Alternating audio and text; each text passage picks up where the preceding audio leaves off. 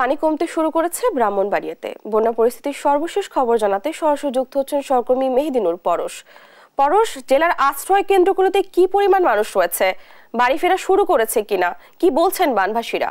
এটা না আপনাকে জানিয়ে রাখি, গত 21শে আগস্ট ভারতের ত্রিপুরা রাজ্যের পাহাড়ি জলে ব্রাহ্মণবাড়িয়ার সীমান্তবর্তী আখাউড়া এবং কসবা উপজেলা পানিতে প্লাবিত হয়েছিল।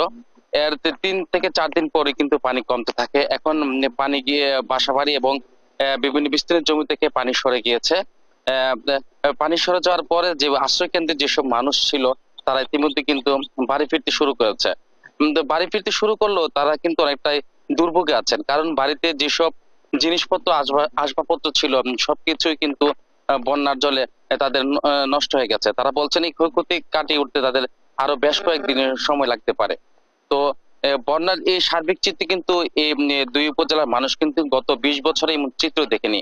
তারা বলছেন যে আখাউড়া উপজেলায় 2টি খাল রয়েছে, একটি হচ্ছে জাজিকাং, একটি হচ্ছে কালন্দি খাল। এই খালের বিভিন্ন অংশ কিন্তু দখলদারদের কবলে রয়েছে। বিভিন্ন পয়েন্টে দখলদাররা এখানে দখল করে রেখেছেন।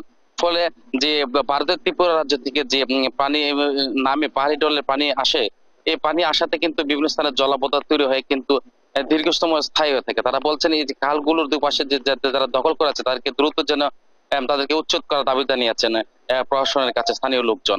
তো বন্যার সার্বিক চিত্র যদি বলি, বন্যায় কিন্তু বেশিরভাগ ক্ষতি হচ্ছে ফসলি জমি, মাছের ঘের, ছাড়া যে আঞ্চলিক কিছু সড়ক আছে, এগুলো কিন্তু যে আঞ্চলিক যে সড়কগুলোর ক্ষতি হচ্ছে এগুলো মেরামতের চেষ্টা চলছে। বেশ কয়েকটি সড়ক কিন্তু ইতিমধ্যে ঠিক হয়ে গেছে। তো আমার যে পিছনের অংশটা রয়েছে এটা হচ্ছে একটি গুরুত্বপূর্ণ সেতু, বেলি সেতু, অস্থায়ী বেলি সেতু। এই সেতুটি কিন্তু প্রবল পানির তলে ভেঙে গিয়েছিল। গত 3 দিনের চেষ্টায় সড়ক বিভাগ কিন্তু সেতুটি এখন মেরামত করেছে।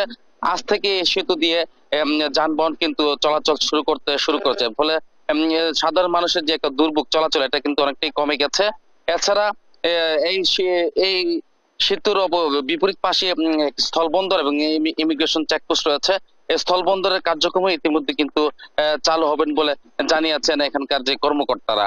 তো আমি যদি জানিয়ে রাখি যে বন্যায় যারা ক্ষতিগ্রস্ত হয়েছেন জেলা প্রশাসনের পক্ষ থেকে তাদেরকে সহায়তা করা হচ্ছে।